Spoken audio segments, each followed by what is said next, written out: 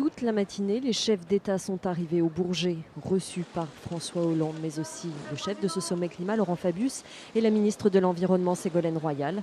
Un sommet qui s'est ouvert dans un contexte sécuritaire très tendu, 17 jours après les attentats de Paris.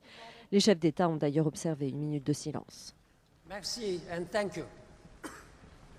Je n'oppose pas la lutte contre le terrorisme à la lutte contre le réchauffement climatique. Ce sont deux grands défis mondiaux que nous devons relever, parce que nous devons laisser à nos enfants davantage qu'un monde libéré de la terreur.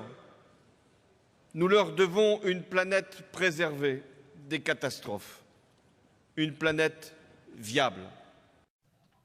Le marathon des négociations doit durer jusqu'au 11 décembre. Plus de 150 chefs d'État sont rassemblés. Le but de cette 21e conférence des partis est de contenir le réchauffement climatique à 2 degrés d'ici 2100. Un accord qui doit être contraignant, a précisé François Hollande. Barack Obama, lui, a appelé à être à la hauteur des enjeux. Je suis ici en ma qualité de dirigeant de l'une des plus grandes économies du monde. Je suis tout à fait conscient que nous sommes à la source de ce problème. Et il en va de notre responsabilité d'y remédier.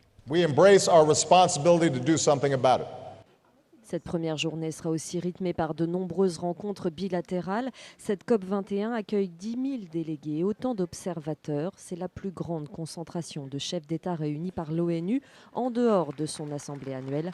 La plus grande réunion diplomatique jamais organisée en France.